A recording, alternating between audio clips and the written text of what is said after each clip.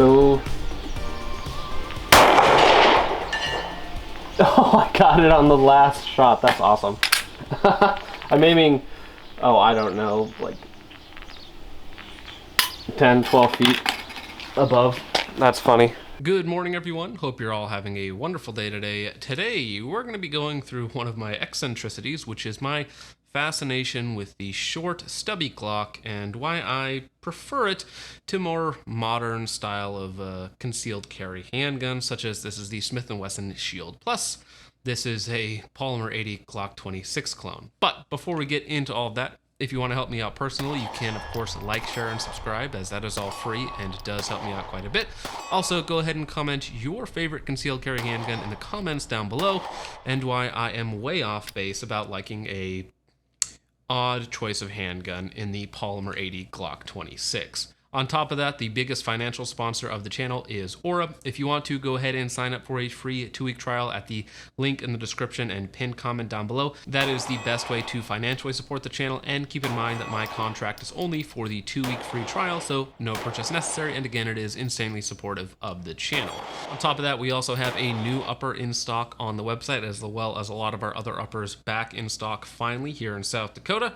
And this one here is the SD Pro 300 Blackout 8.3-inch barrel underneath the handguard, designed to fit a suppressor like the YHM Resonator K that's back there on my prototype upper, and then this is the finalized upper here. Now, getting into all of the advantages that I personally find using a Polymer 80 Glock 26 size handgun, keep in mind that this does not apply to a factory Glock 26, as the factory Glock 26 slide and frame don't really have any of the advantages that you're going to find here, with the one advantage that it is a factory Glock, and Glocks are still super reliable. Now, getting into what I've done here, starting out with the frame. The frame is a completely stock Polymer 80 frame, nothing special about it whatsoever. You have pretty good grip texture on the front, back, and sides. You have a lot more than you would get with a standard Glock frame, which is quite nice. On top of that, the magazine well has a little bit of beveling, aggressive cutouts for ripping out magazines if you really wanted to do so, and it is, again, just a little bit better than a standard Glock. Maybe the Glock Gen 5s are a little bit nicer. Now, the biggest advantage of the Polymer 80 subcompact frame is the fact that it actually has a Picatinny rail. Now, a Picatinny rail means that you can attach a real light to it. Unlike a lot of subcompact 1.5 stack micro carry guns, you know, in that super hot genre right now, almost all of them are missing a rail, or they have some sort of proprietary rail that's only going to work with a certain amount of light. So for instance, this Shield Plus is using the Streamlight TLR6, which is a joke of a light versus a TLR7, which is actually a very decent concealed carry light. The TLR6 has a pathetic 100 lumen output. It's a sad joke, but it's told by the only clown in town, so you kind of have to listen to it, and it just gets old. Whereas again, with the TLR7, it is a 500 lumen light. Candela isn't great, but it's still going to have a vastly superior output to a TLR6 or any of the other really slim micro style lights. They're all pretty much pathetic. The TLR7 is a good light, not fantastic. It's still not going to compare to like a TLR1 or the Surefire Turbos or some of the other really high performance pistol lights.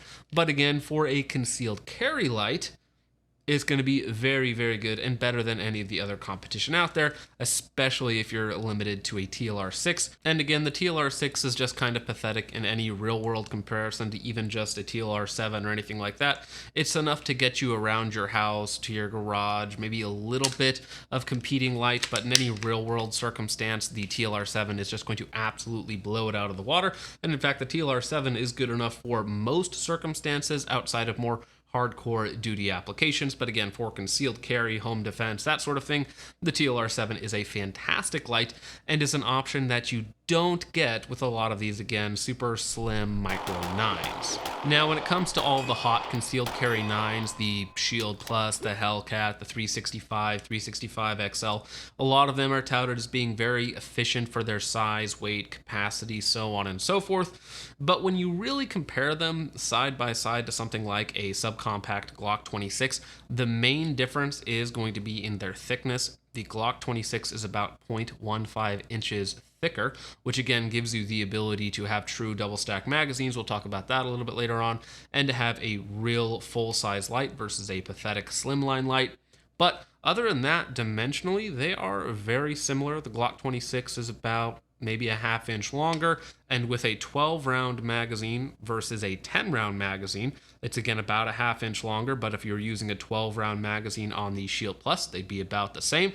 So really the only advantage is in terms of its thinness. Now, another advantage of having a short barrel, short grip, but having a full-size width to the handgun is that you actually get the ability to mount a full-size dot. So on top here we have a Holosun 507C X2. This is the green version, so 2 MOA dot plus 32 MOA outer circle. I almost always get rid of that outer circle and just use the 2 MOA dot and turn up the brightness a little bit so it blooms out a little bit, just so it's a little faster to pick up. Really good contrast. I don't mind green dots whatsoever. Some people hate them, some people love them. I think that it works just fine. Holosun makes a decent dot. The 507C is maybe a little bit overkill. Honestly, the 400 series full-size dots are a little bit better. They're cheaper. I prefer just a singular dot. You don't really need the solar failsafe, unless you're somebody who's into that sort of thing. But again, when it comes to your quote-unquote smaller and 9mm handguns, a lot of the times you're very limited in your optic selection. Oftentimes it's the size down, the micro size dots, which are a lot of the times they have less features. They are more difficult to use. You have a much smaller window. Tracking the dot is harder through recoil, on top of the fact that they usually recoil more, which is another advantage of having a full width grip. You do get a lot more surface area to grab onto, even if you have the same size grip. Because it's wider, you get more surface area, of course. So again, a lot of the times in terms of accessories, you often have less options and overall worse options when it comes to the slimmer 9mm versus something that is still very short and stubby, but does have a full width to it. Now, the main difference between carrying a Glock 26 and carrying a slim 9mm 1.5 stack is the fact that this is slimmer. Now, it's only slimmer by, depending on model, between 0.1 and 0.2 inches, which for some people will make a big difference. For me, has never really made much of a difference at all. I've carried both of these guns quite a bit. They're two of my favorite guns to carry. I've actually pocket carried these, as well as appendix carried both of them, minus the TLR7 on here, because it is difficult to find a holster for a TLR7 on a Polymer 80 Glock 26.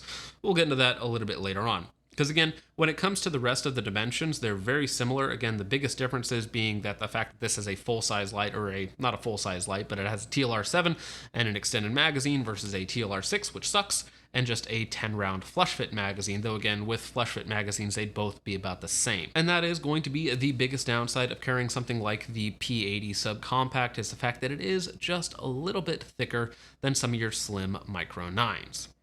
However, the most important thing for me personally when it comes to handgun selection is going to be shootability. And that is somewhere where the Glock 26 or the P80 subcompact is far and above better than every single micro compact 9mm that I've shot. This gun is fast, it's accurate. With the 12-round extended magazines, which are the only magazines that I own, I don't own a 10-round flush fit Glock 26 mag, as I think that's a complete waste. I prefer the full grip of the 12-round quote-unquote extended magazines. And with that, with the Polymer 80 grip texture, with the full-size dot, it is absolutely fantastic to shoot. In fact, inside of 50 yards, I feel almost as comfortable with this as I do with my Glock 17, which I put the most rounds on out of probably any gun that I've owned. And I've even taken this out to extended distances. Being a little bit silly, I was able to lob one in at 200 yards. Oh, I got it on the last shot. That's awesome. And that for me is the main reason why I don't care at all when people complain about the Glock 26 or this size of handgun being more difficult to concealed carry. It might be 5% more difficult. It might be slightly less comfortable in certain circumstances. However, it shoots so much better than all of the other micro carry compact 9s. It shoots better than the Shield Plus, which I of course have here, and I do like this gun quite a bit actually. It shoots way better than the 365, much better than the 365 XL, and better than the Smith & Wesson Shield Plus Performance Center as well. And I've shot and owned all of those guns, and I've gotten rid of all of them.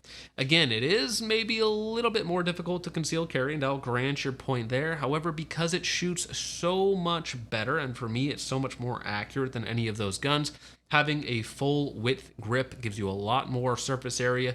The standard Glock trigger that's in here, it's nothing special whatsoever. It is just a standard Glock trigger, about 5.5 pounds rolling break. It's well broken in at this point. I have owned it for quite some time, put a lot of ammunition through it, and I really like it. And really, for me personally, the only reason why I even keep the Shield Plus around to begin with is the fact that I do like to have 2 concealed carry handguns around, just depending on what's going on. And my wife likes the Shield Plus better because the texture is less aggressive and it doesn't hurt her hands to shoot. But if one of you guys had that complaint, I would definitely make fun of you for it. Now, at the end of the day, I know I'm not going to be convincing many people of the superiority of the Polymer 80 Glock 26 clone. However, I hope that you understand some of my reasoning why I like it more than just about every micro carry gun on the market. Again, you get a full-size dot, you get a full-size light, you get a thicker grip with more surface area, really good texturing on it as well. And again, because it is in the Glock ecosystem, you can do just about anything with it. Now, I know that I am going to get some questions about it, so we should probably run through the actual parts list so that if somebody wanted to recreate this abomination at home, they could totally do so. So starting off, the optic is the Holosun 507C. As I mentioned, this is the green version. I'm indifferent, green, red. This one here works well. It's a full-size dot, and it is quite nice. Gives you all the options that you could ever want. The sights are factory Glock sights, with the front one is painted white. However, they're actually too short with the full-size dot on here, so the one thing that I do need to switch out on this build is to get some taller sights, which I will probably swap on there so I can co-witness. You can kind of make it work if you just bury the front sight post just in the very bottom part of the glass and do an underhold at like 10 to 15 yards. You can still make it work if the dot were to die. However, again, just having co-witness sights would be better. The slide itself, this is a very inexpensive Live Free Armory LFA. This is something like $120 at like Optics Planet, which I believe I paid full retail price for it. I don't have a relationship with them or anything like that. The barrel itself was from JSD Supply years and years ago. Nothing special. It is just a standard RMR cut on the slide, if I didn't mention that. Internals are all OEM Glock stuff because I believe that's what everybody should basically use. The frame is a Polymer 80 Sniper Gray standard subcompact frame. There was an extended magazine release on there. I shaved that down so it's not extended because it was quite annoying. You do have a Glock 34 style slide stop slide release. Again, Streamlight TLR7 sub on the front, standard Glock trigger, nothing special about that whatsoever. Again, rolling break at about 5.5, 6 pounds. Strong, forced, short reset. Perfect. You can shoot it quickly, very accurately as well. No real complaints or other modifications other than that. It doesn't need an upgraded trigger. Again, this is a concealed carry gun that I do use quite a bit. And that's about it as far as that go. For the memes, I did consider getting a Glock 26 threaded barrel and a comp on here. But at that point now it's a Glock 19 size, so it just wasn't worth it. And again, it shoots so well for a concealed carry gun that it just doesn't need it unless I just want it to be a little bit funny. And really the only thing that I'm going to be changing on this build is going to be the sights so that they actually co-witness through the 507C. And I'll probably try out other optics on it as I get new red dots in to test, or this or one of my other bigger guns, so on and so forth. But again, this is my personal favorite concealed carry gun because it shoots so much better than all of the competition. Now, I know that there are some other Glock 26 style handguns out there. I know that Canic makes one with like a really short barrel and a really short grip, but it's still a double stack handgun. That one there would be really interesting because Canics, at least the ones that I've tested, have been fantastic just for their shootability and whatnot. I know Smith & Wesson just came out with a new M&P 2.0 subcompact, but I think that's still a little bit bigger than a Glock 26. So let me know if there are any other Glock 26 style handguns that I should check out and compare this against, because again, just for their shootability, this is the size of handgun that I prefer for a subcompact. All of the smaller, slimmer guns They are a little bit slimmer. They are a little bit easier to carry. Again, you have less options. You have worse options in a lot of cases, and they shoot worse on top of it. So yeah, you gain a little bit in terms of concealability, and maybe it's a little bit more comfortable. But for me, being able to shoot and use the thing effectively is much more important than just a little bit of personal comfort. So with all of that out of the way, guys, thank you so much for watching. I hope you all enjoyed. Let me know what you guys think of this in the comments down below. And with all of that out of the way, guys, thank you once again for watching. Peace out.